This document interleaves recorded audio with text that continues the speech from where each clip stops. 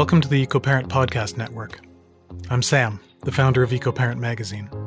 My partner Alexis and I had zero experience in the publishing industry, no money, and a new baby. But we quit our jobs, leapt into the unknown, and started EcoParent magazine anyway. It was absolutely freaking terrifying. But at the same time, it felt right. Just a few years into the journey, Alexis was diagnosed with stage 4 breast cancer that later found its way to her brain. It was utter chaos, navigating treatment schedules, caring for a 3-year-old, and trying to run a fledgling business, not to mention the general emotional havoc. Alexis didn't make it, but the rest of us did, and I've spent the years since raising a wonderful son and building EcoParent into North America's top print magazine for conscientious families. Even 10 years in, we're still a very small crew. If you send an email, it's probably me that will answer you. And this podcast network is a monumental step for us, another leap into the unknown. But like before, it just feels right. And I know that Alexis would agree that the podcasting team I've assembled here is an incredible group of people whose only goal is to inspire the best in you. Okay, I'm going to shut up now and let you listen to the podcast. Thank you so much for stopping by. You're the reason we do what we do.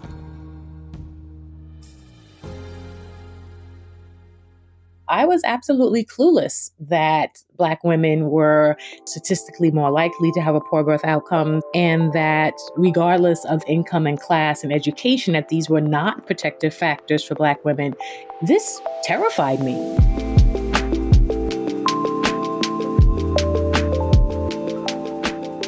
Hello, everyone. I am your co-host, Dr. Dory Skye Engel, naturopathic doctor and birth doula, joined as always by my brilliant co-host, Natalie Tregaskis, registered midwife, labor and delivery nurse, and lactation consultant. And this is the Beyond Beautiful Birth podcast. Today, we have the distinct pleasure to interview Kimberly Seals-Allers, an absolute powerhouse of vision on a mission to transform the experience of motherhood for all and to eradicate racial disparities in birth and breastfeeding. Kimberly is an award-winning journalist, a writer of 5 books, including the Mocha Manual series, an award-winning pregnancy and parenting guide for African Americans. Her 5th book, The Big Letdown: How Medicine, Big Business, and Feminism Undermine Breastfeeding, is working to shift the narrative of maternal and child health issues by activating our collective power as women and reframing breastfeeding as a biological right as opposed to a choice. Kimberly is an internationally renowned speaker, a strategist, and a fierce advocate for maternal and infant health. She's a leading commentator on birth, breastfeeding, and motherhood, and the intersection of race, policy, and culture. She's directed and led a variety of on-the-ground community-based projects in several American cities. She's a femtech founder of the Earth app, spelled like birth, but dropping the B for bias, a Yelp-like app developed to address racism and bias in maternity and infant care. Kimberly is an advocate, a mama of 2 on a mission to question, challenge, disrupt, and reimagine how we talk about birth and breastfeeding, and then breaking down the many structural barriers women face in these areas. Welcome, Kimberly. Hello. Thank you so much for having me. Oh, it's so nice to have you. I just finished reading The Big Letdown last night, and it was fantastic and funny in parts and totally infuriating in other parts. Yes, people don't read it at night because it just gets your blood pressure up. It can be a little angering. Yeah, the amount of shouting and outrage I had while reading, for sure. For sure. I love how you end it with a call to action, though, like a positive, clear outline of how to fix this gigantic problem that goes back so far. Yeah, I mean, I think it's important that whenever we're talking about these issues, that we always frame it as, things that can be done. We don't want to ever feel that the situation is hopeless and that we don't have power. And I think when we think about all the ways that women and femmes and parents have pushed for a change in many areas, but these 2 areas seem still to be lacking that collective movement, then the more places where we can kind of think through what can be done, I think the better. Absolutely. Absolutely. It's interesting. We have, a bit of a different perspective because we're in Canada. And the main difference here would be that, we have maternity leave. We have like a pretty substantial maternity leave, not for self-employed parents, which I was 3 times with all 3 of my children. So I didn't have access to this. But for employed working parents, there is a 12 to 18 month parental leave. So breastfeeding rates are quite a bit higher here than they are. I was looking at some stats just to compare, obviously, because that massive structural barrier is reduced. We're certainly not perfect. And there are many other things that we can improve on here. But it's always shocking to me when I hear that of all the things in America there was a line that you wrote about, in the land of American exceptionalism, we suck at breastfeeding, which was exactly right. Speaks so much. Yeah, and I think, what you're saying is critical to the piece. As you mentioned, we're the only industrialized nation that does not have a federal paid leave.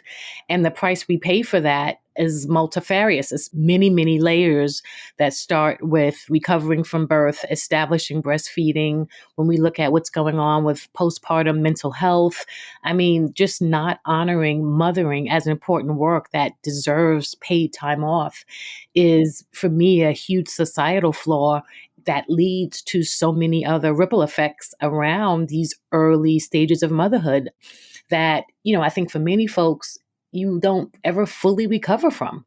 And that's traumatizing and wrong. And we have to get to this kind of basic systemic value of mothering as important work. Obviously, we're very hopeful, although our hope is waning day by day, around this administration and our ability to get paid leave passed.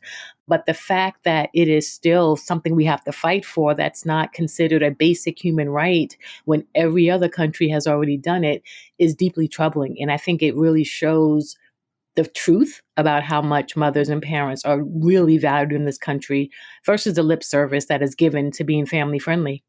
Totally. It's that separation and the trickle down, right? We all have mothers. We all need our mothers to have the basis of our life and all that sort of thing. But even here, the amount of mothers that I support in labor and delivery who never fails are always like, oh my gosh, I got to call my mom and thank her. Or, women smacking their partners and saying, call your mother, she's so strong, like, even though we talk about it and they're preparing and they're doing all of these things. And I think it's interesting, the American piece, because I think it's the reinventing of the wheel all the time.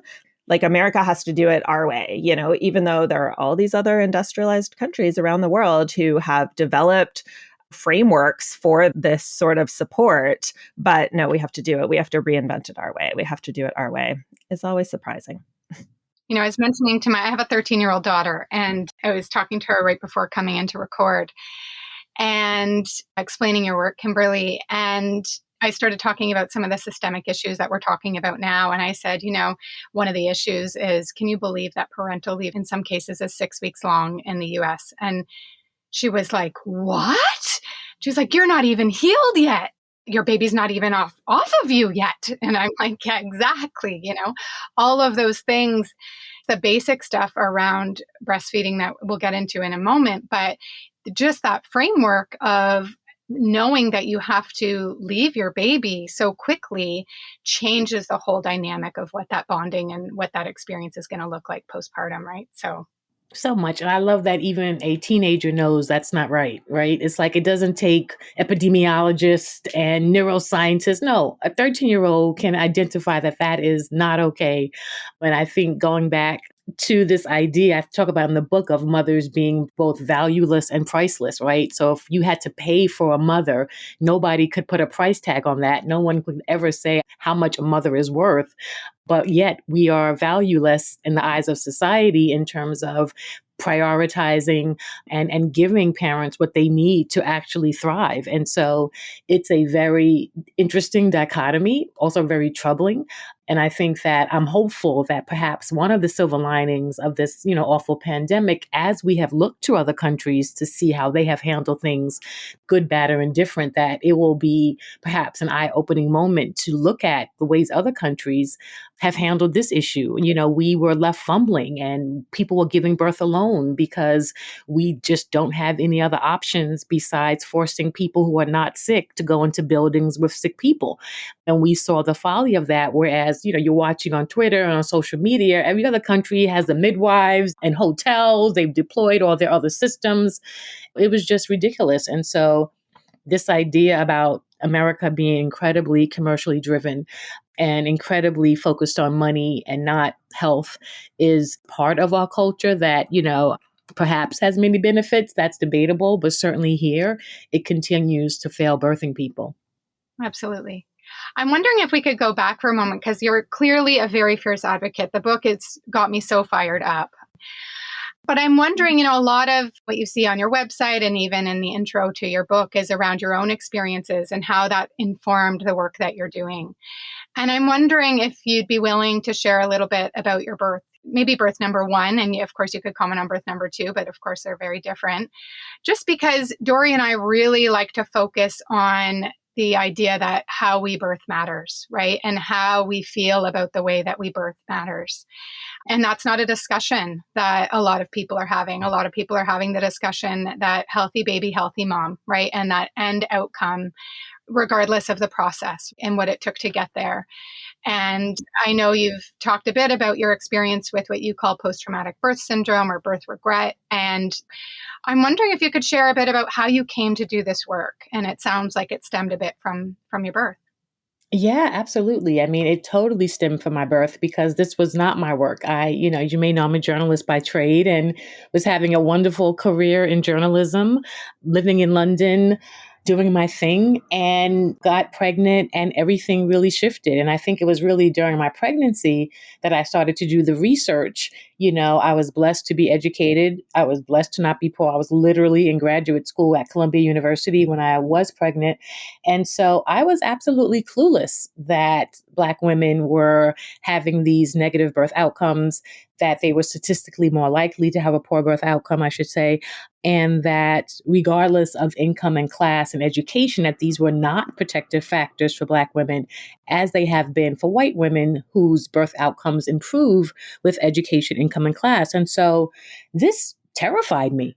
I was absolutely terrified. And I think in my search for answers, kind of over researching as a journalist would, and probably having access to too many tools, the answers that I found was simply unacceptable. It really made me upset that, I could not find the answers. There was very little research. I mean, right now we're having a much more advanced conversation about the impact of racism and social stressors, particularly on Black women's bodies and therefore their birth outcomes. But this was a very nascent conversation when I wrote my first book. And so this idea that the answers were not sufficient for me, kind of began my journey to address this issue, starting with what I knew how to do, which was to write. And so my very first book, as you mentioned, Mocha Manual, which came out back in 2006, was really a way, and really the first time anyone looked at birth outcomes from a socio-cultural perspective, right? Because there's no medical difference between my pregnancy and a white woman's pregnancy, but there is something in the lived experience of me being a Black woman that was making me more likely to have these poor birth outcomes. And so this idea of understanding that lived experience is something that I was deeply passionate about. And so in my own birth experience, which kind of led to where I am now, I did all the research. Again, I'm a journalist by trade. And so I was researching, went to all those magazines, best lists for New York City. I was on the parenting listservs and blogs, really trying to research a great place to give birth in my city. And I went to a very highly rated, well-reviewed hospital with great expectations, and left feeling incredibly disappointed and dismissed and traumatized. I had a C-section that I still can't fully explain. But everything that I read that was the standard of care. I had to fight to have my baby with me. I specifically said I was breastfeeding. They gave my baby firmly against my wishes. It was crazy. And I was just sitting there like, what is happening? Because everything that I had read had said such an opposite, and I didn't understand why I was having such a starkly different experience. And, kind of dawned on me later that, at that time in my life, I was not yet married.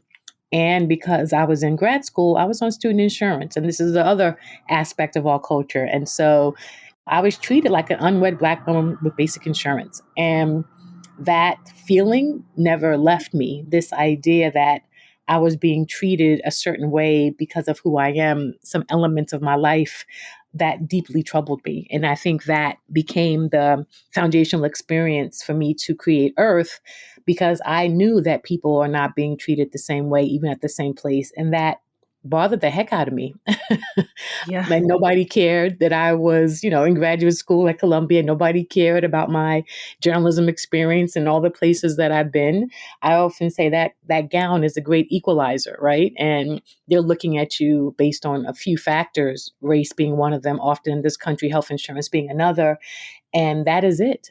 And so that experience really activated me to do more in this space. I'm very grateful to my daughter because it is her birth experience that kind of really got me motivated to do things around this work, which led to me having these challenges in breastfeeding that I didn't understand. All of it was just like, wait, why is this happening? And as I was researching, even in the breastfeeding side, many of my friends who were very successful in life, I viewed as successful, had similar challenges. And that's when I was like, wait, is it us or is it something else that's failing us, that's causing us to have these challenges? And so that birth for me was transformative in many ways of me opening my eyes to these issues and then taking action to be actively involved in creating solutions. One of the words that you used was voiceless, and feeling kind of voiceless or powerless throughout the birth process, and starting your journey of parenthood from that place. And we hear these stories so often where we're starting from a place of feeling disempowered. How did that affect your first 6 weeks, your transition to parenthood the first time? Yeah, it was definitely formative, right? Because first of all, your first job as a mother is to feed your baby. And so when you feel like you're failing at that very first assignment, it definitely doesn't make you feel good going forward. And then when you enter into motherhood feeling not whole and complete and that your voice has been suppressed or that somehow you're not able to be your full self, it was deeply troubling. And yeah, I mean, I think that emotionally it messes with your head.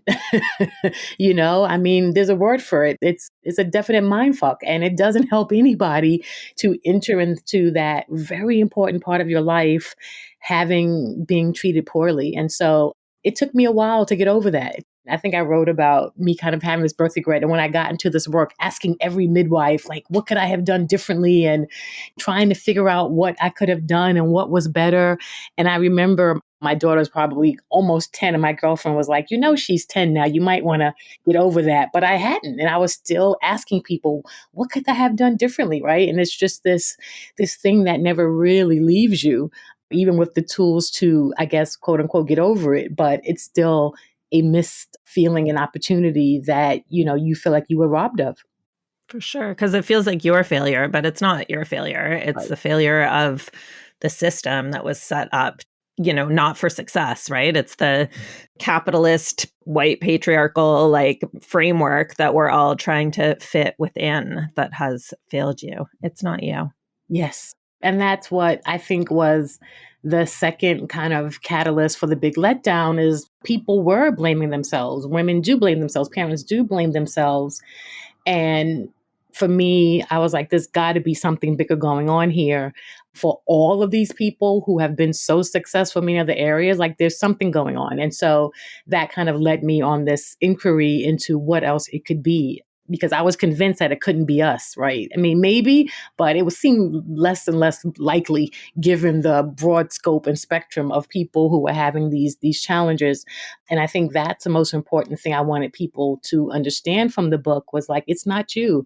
There's actually a system that predates you, predates me, that was built for failure.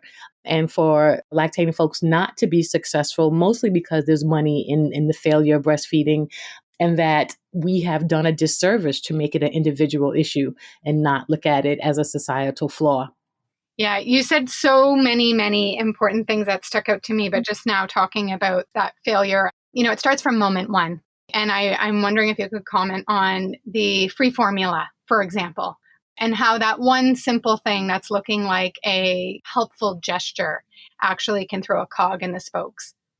Yeah, I mean, boy, that was some really frustrating research. And, first to just acknowledge that we do need infant formula for the babies who need it. But what we don't need is women and parents being unduly influenced because of commercial interest. And what I found and what has been known is just The fact that people are giving free formula has nothing to do with the nutritional quality of infant formula, which quite frankly hasn't changed since the 70s. It has nothing to do with that particular brand. It is all about money, that these infant formula companies make backdoor deals, which are essentially marketing deals, paying hospitals multi-millions of dollars for the right to market to the moms that give birth at their facility.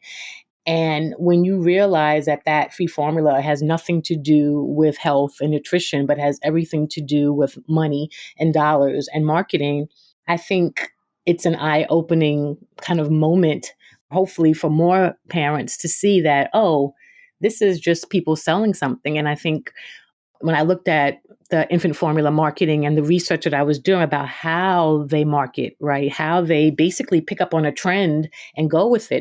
If their focus groups tell them that parents are worried about sleep, well, guess what? They'll be creating, quote unquote, a formula that helps with sleep. If they hear from the marketing that parents are concerned about colic, guess what? That's what they're going to market. But it's really no constitutional difference, right? There is no ingredient difference in these infant formulas. And it's just all marketing gimmicks, which is very sad because, many people are being forced to because of the policy and structural failures where they don't have an option. And that's deeply troubling.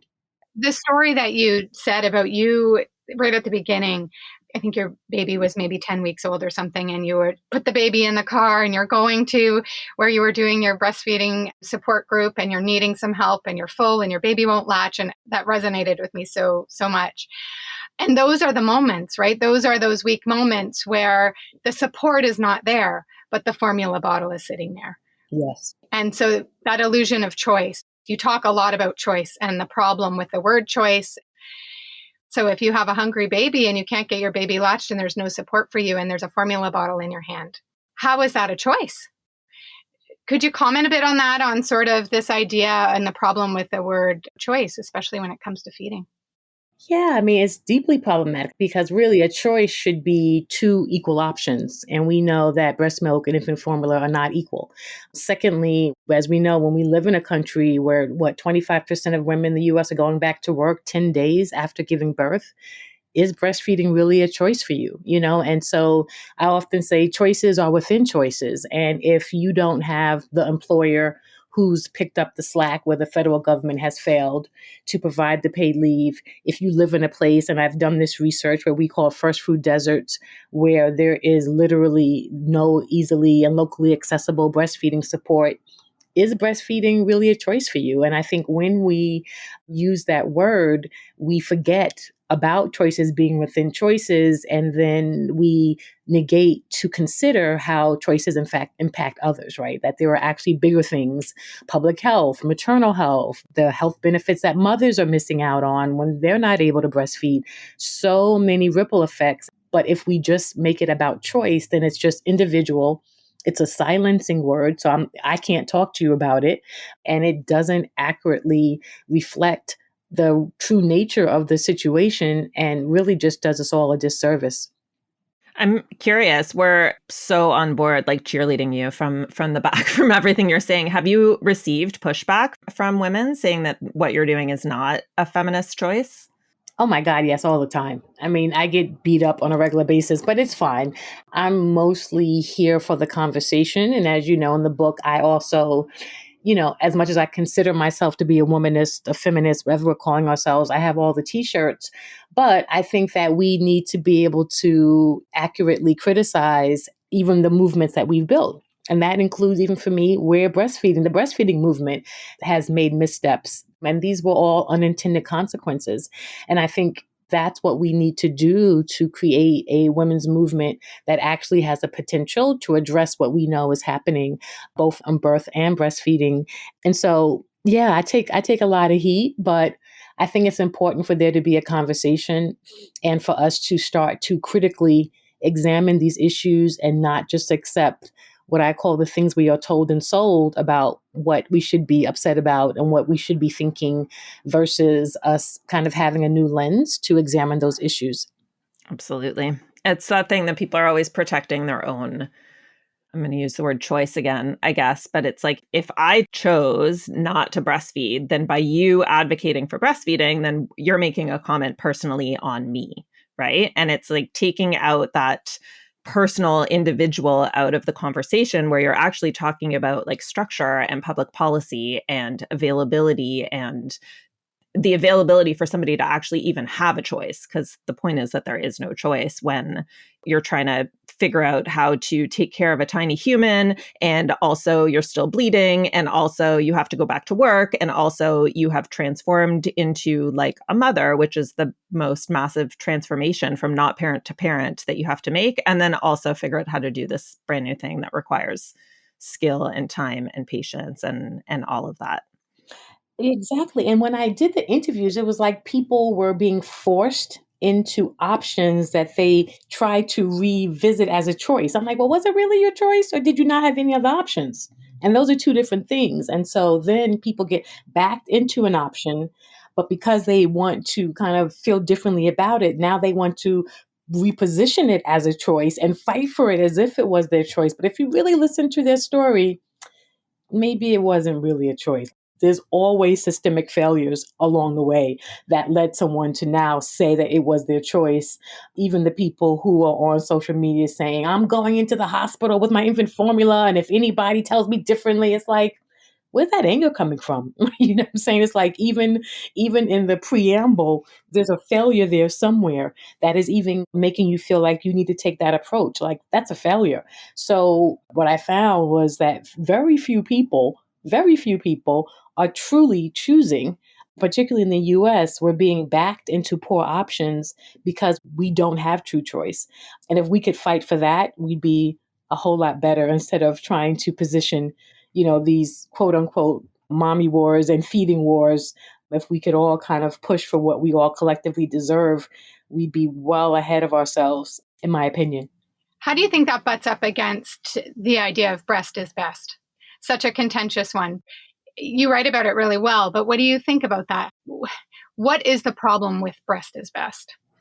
Well, I think that, and again, like I said, I've been quite vocal about the missteps the breastfeeding movement has made. And I think that when we say breast is best, we're only kind of talking about that body part and not about the whole parent.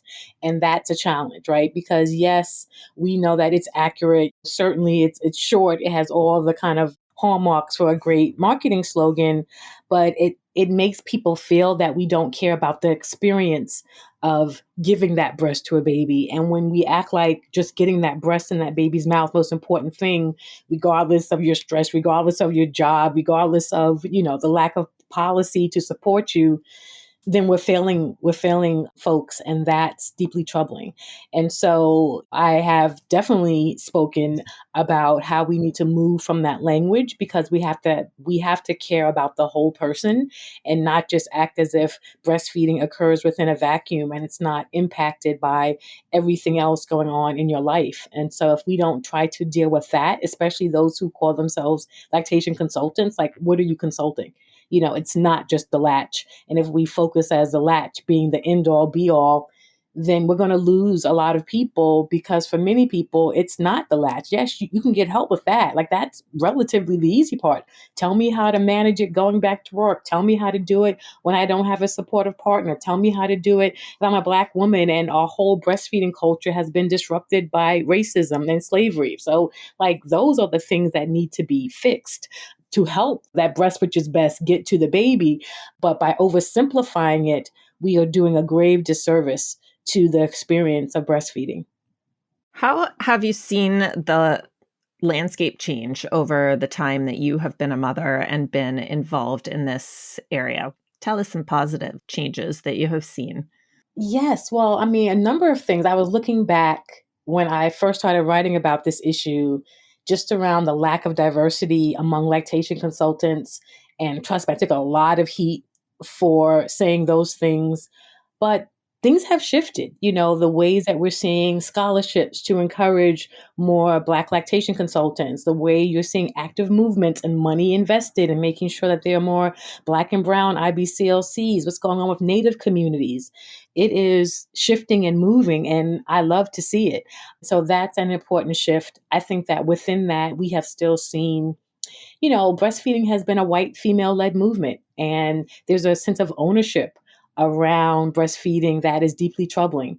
And so now that Black and brown people, particularly Black women, are saying that they want a leadership role in shaping this next level of the movement, because the next level of the movement can't leave Black women behind, right? And the whole movement thus far has. It's been 40 years since they've been collecting breastfeeding data. And ever since the data started being collected, disparities have been known. And so if we're moving forward, then there needs to be a shift. And so I've been encouraged to see the ways that white women within the movement are learning how to be allies, are really learning how to be in support of Black women, being in leadership, particularly to make this experience, the ways that we talk and deal with breastfeeding, to be more open and accessible to all. So that gets me excited. We still have some pockets of resistance, but they'll get it together. And so I'm excited about seeing, the ways that allyship is being demonstrated in breastfeeding. I'm excited when I look on social media and I just see all these people breastfeeding. I love seeing Black women breastfeeding. As you also know, I'm the creator and co-founder of Black Breastfeeding Week, which will be going to its 10th year this year, 2022. And when I started Black Breastfeeding Week, it was the same thing. White women were upset, and why do we need a Black Breastfeeding Week when we don't have a White Breastfeeding Week? I'm like, every year has been White Breastfeeding Week, people. Stop it. So the ways that we see people, even mainstream media, covering Black Breastfeeding Week, talking about it, understanding that we don't explain it anymore, and then embracing the need for us to create a safe space and unique time to celebrate Black breastfeeding is also very encouraging. Lots of good things happening, breastfeeding being talked about in television shows and in media. I think that we've come a long way in kind of normalizing it, and I'm excited about that. That's awesome. So when you shifted to, I love how proactive you are about all of this. It's like, here's a problem. How can we fix it? I'm just going to develop an app that provides a platform for all of our Black and brown providers, or allied providers as well, I guess. Tell us how that came about, how that light bulb happened for you. Yeah, I'm really grateful for the time that I spent working on the ground, as you mentioned in my bio. For about 8 years, I was working in all these different cities with support from the Kellogg Foundation, really focused on my breastfeeding work. But I had an idea that the community had solutions, right? It was deeply troubling to me as an outsider that in this work, everything was scientific research and experts, and I'm, very important. But I think that there were solutions within the community.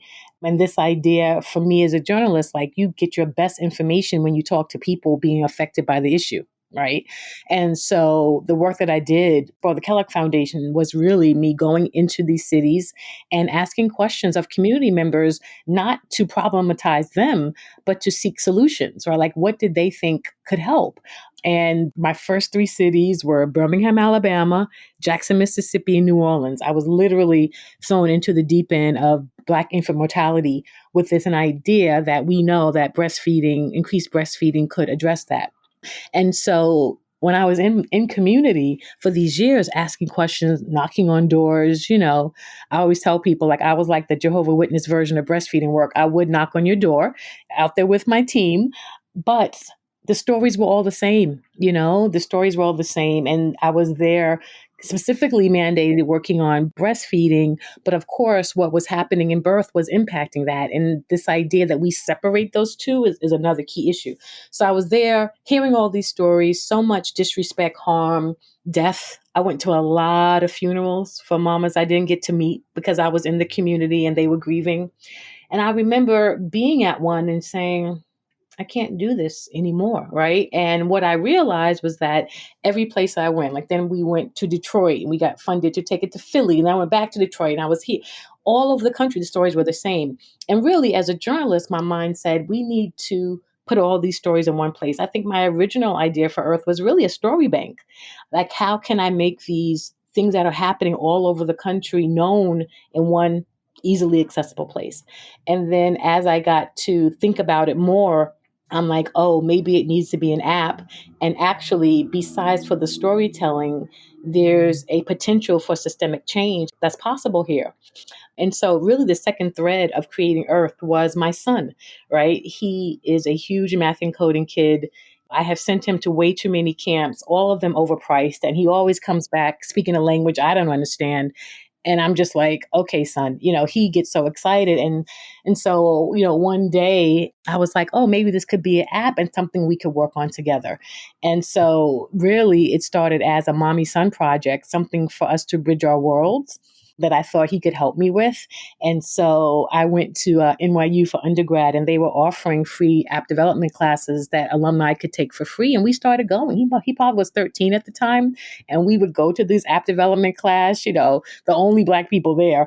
And he was just a 13-year-old Black boy in the app development class at the Stern School of Business. And he created our first wireframes. I used those to go to hackathons and pitch competitions. He would come with me. We had our 60-second pitch practiced, and we had a routine. It was a great thing. And so, Earth, for me, this work, which started with my first birth, kind of being a moment of trauma and disappointment that activated me. And then to create a solution with my son, my second child, has been a full circle moment as a parent and as an advocate to really, kind of root my children in this work, which has always been my thing. And so we started working on that. And I think our first hackathon where we won at MIT, it allowed us to get to a prototype. And I used that prototype to get funding. Earth is grant funded. It is really important to me that I was able to create a product that was not beholden by some of the same commercial influences that we know have ruined pretty much everything else designed with good intent from others.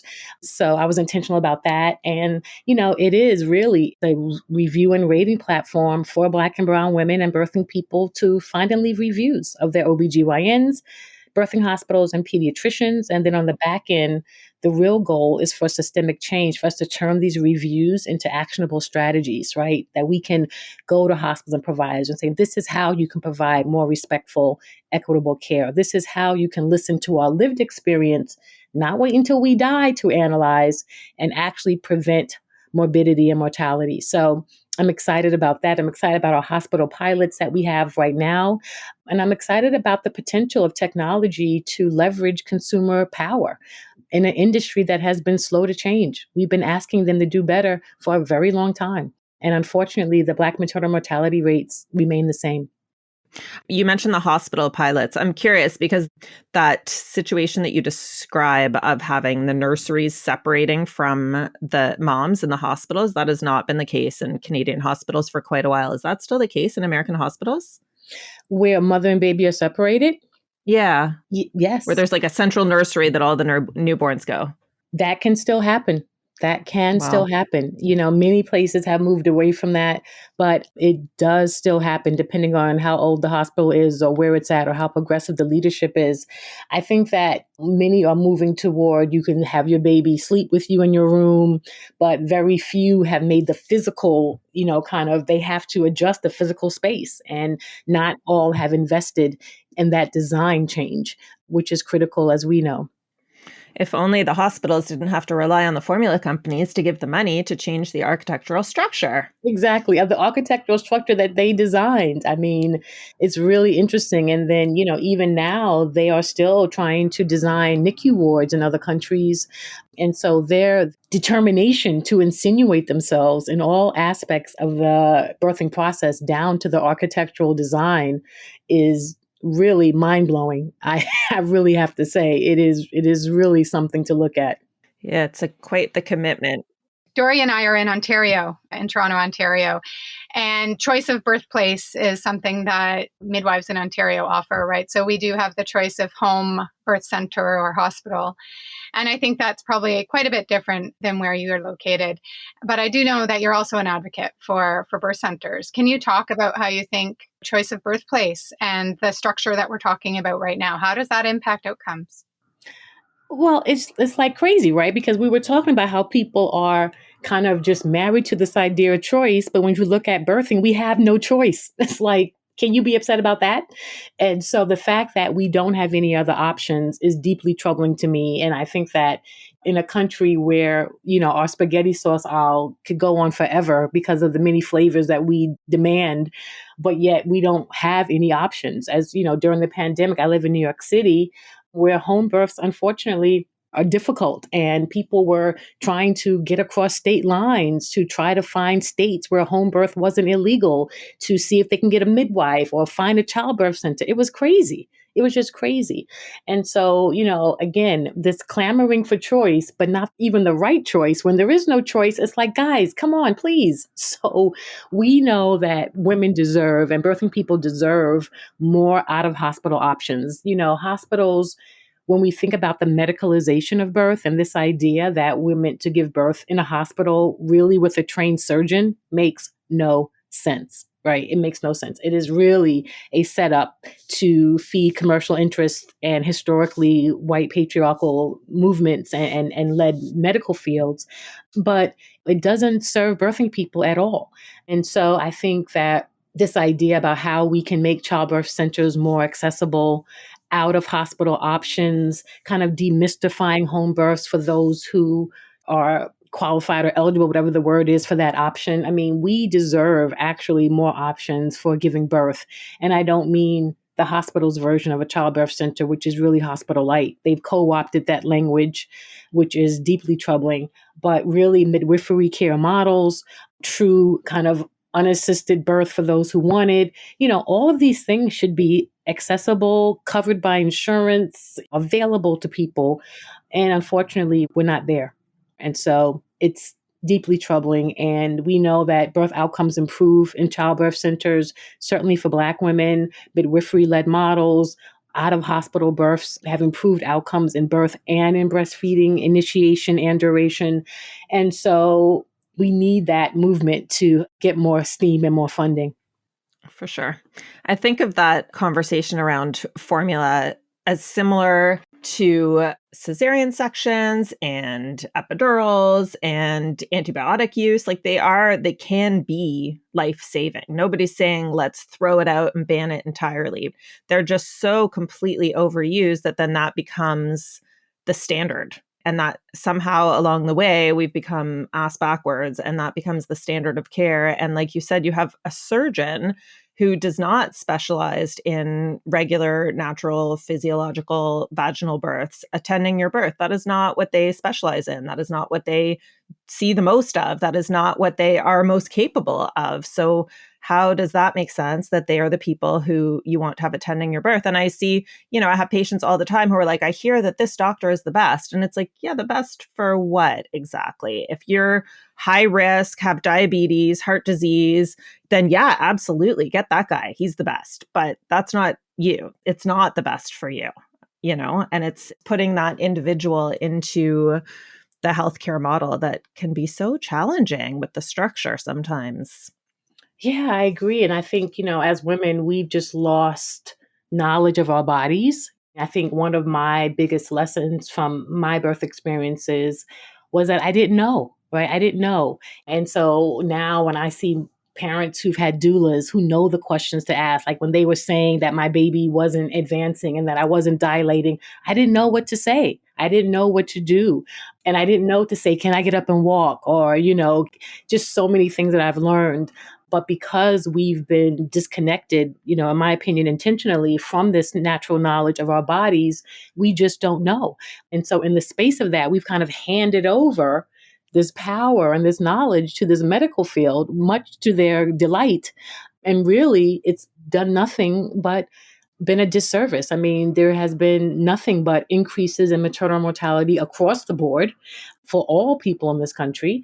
And we really can't find the wins in this model. Where are the wins for the majority of birthing people? And so it is deeply troubling. And I think that when we, obviously talk about doulas, for me, I'm big on the education they provide to birthing people around their bodies, around breastfeeding. That's the piece that for me is the game changer. For sure. I always tell people it's like, it's brand new for you, but it's a well-trodden path. It's not like nobody's ever investigated or researched or figured these things out. Like find your person, find your people, find your voices that resonate with you, that you can listen to and get that research. You don't have to start from nothing, right? It just feels so overwhelming when it's like, I've never been pregnant before. I've never been a parent before, whatever it is. But there are those good people who have paved the way. Absolutely. It's just a matter of providing access. Absolutely. You talked, Kimberly, about what you didn't know. I'm curious what you wish you did know. Like you said, you did all the stuff, you read all the stuff, you read all the blogs, you did all the things, quite resourced. And we see that all the time. People very resourced have births that are traumatizing because they are voiceless. They don't know what to ask. They have things done to their body that they may not have consented to. And there's this sense of disembodiment afterward and trauma that is long lasting. What do you wish you knew before the first? Well, I think I wish I knew, one, the language and questions to ask, because I did not know that. I was really more focused on researching the institution, the doctor, but I wish I had spent more time to have knowledge of my own body. Unfortunately, I was, one of those people who felt like, okay, if I'm with the best doctor at the best hospital, things will be fine. And so I wish I had put in more time in just educating myself on my body processes. And I think in this country, we do a great job of commercializing pregnancy and childbirth. Everybody knows what kind of stroller. We're seeing these ridiculously expensive baby showers and gender reveal. Like, the commercial aspect of it is ridiculous. But the knowledge, the true knowledge aspect of it is still lacking, where people don't even know things that are going to happen to their body. And that deeply troubles me when people are like, I didn't know that I was going to, have a discharge. I'm like, okay, that's not okay. Like, there are some basic things that, we should know about our bodies. And so I wish I knew more about my body. I encourage so many people now to actually just learn the birthing process, right? That's going to be your best kind of defense, to be able to ask questions, to be able to know, well, actually, this isn't this big of a deal that you're making it to seem, or here are my questions. What happens if we wait? And what are my other options? Like, I didn't have the language. And so I wish I had the language. I wish I had more locally accessible breastfeeding support. I had to drive back to that hospital every 2 weeks for breastfeeding support, and it simply was not enough. And that really pushed on me this idea that people need their breastfeeding support like we want our food, locally accessible, easy to get to, affordable. And so I wish I knew that I needed that for breastfeeding. And so just really understanding the kind of gaps versus being caught up in the commercialized aspect of it is really important. Yeah, I concur. With breastfeeding in particular, 2 weeks is an eternity. So when we talk about access to help, we need it like that minute, that hour, that day, right? Not even tomorrow. Exactly. And that could be enough to have somebody stop breastfeeding, a 2-week wait for some lactation support. Absolutely. That was definitely more than enough. And this kind of not knowing where to go. I was a first generation breastfeeder, and, many of the women who have supported me, cheerleaded me through college and graduate school were like, why are you doing that? Breastfeeding is for poor people. And I was like, wait, what? So didn't know that my family was not going to be supportive, and that I would be dealing with this, no one who looks like me knowing how to help me. And so these were things that I wish I knew. My goal was to make sure that mothers today don't have to say that. I'm always pleased when Black women are like, oh, I've heard about breastfeeding, or I know that I need to get a support. I saw a Black breastfeeding week. I'm like, okay, good. Like, just to know that it's a different experience for us, and that there are tools and things like that. Going back to the landscape question Dr. Dory raised, like, those are the things that make me happy. And can lead to that empowerment piece that you're talking about, right? At the end of your book, The Big Letdown, you said, let's get women connected to empowering feelings. And I think that's so, so important. And it's what Dory and I talk a lot about, both in terms of how we birth, but how we feed our babies, how we transition to parenthood, that 4th trimester, all of it. As we're getting ready to close, I want to read something from your book that I loved. When society embraces the broad diversity of our mothering and breastfeeding experiences, then we will win. So you were talking earlier about there are no wins, and you sum up by calling that out as the win, which I think is so special, because we get really stuck in these poles, right? We get really stuck in these poles and forget to think about the commonalities and the coming together and the breadth and the depth and the diversity. So I think you worded that beautifully. So thank you. Thank you. It's been there's so many poles and so many polarizing ways of looking at all elements of motherhood, and what's happening with breastfeeding is particularly damaging to all of our health, our infant health, our health as mothers and parents. And so if we can get some of that right, the ripple effects are just going to be tremendous. I continue to push for that win. Thank you. Thank you for all the hard work that you're doing. It's so admirable. And like I said, you've fired us up. And I'm sure anyone who's read the book, et cetera, also is feeling that fire and listens to you speak. For our listeners, if they want to find you, what's your IG or how do you want to be found? Yes, please follow me on Instagram, Twitter, and Facebook at I am K Seals Allers, IAM Seals Allers. Love to mention too the Birthright podcast, where I focus on positive Black birth stories. I'm deeply concerned about the narrative in Black maternal health, which is mostly doom and gloom. So many negative stories, so many negative statistics, but we can't forget joy as part of the Black birth movement. And so on Birthright, I focus on positive Black birth stories because I think we can learn from those too. So please check out the Birthright podcast and then visit earthapp.com, IRTHAPP.com. Follow Earth App on all the social platforms and learn more at birthrightpodcast.com. Amazing. Thank you so much for your time. This was fantastic. Thank you for having me.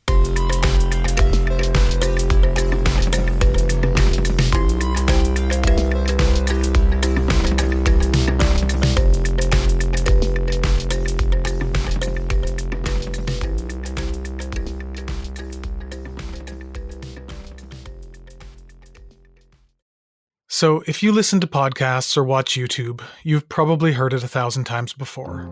The plea to subscribe and leave a review or a comment. Well, here we are again. But seriously, the review is especially important to us, as it has a huge impact on our discoverability amongst the zillions of podcasts all competing for your attention. So please consider leaving a review. And heck, we'd really love to hear your feedback. This pilot episode of the EcoParent Podcast Network was made possible with the generous support of Ontario Creates. Thanks for listening.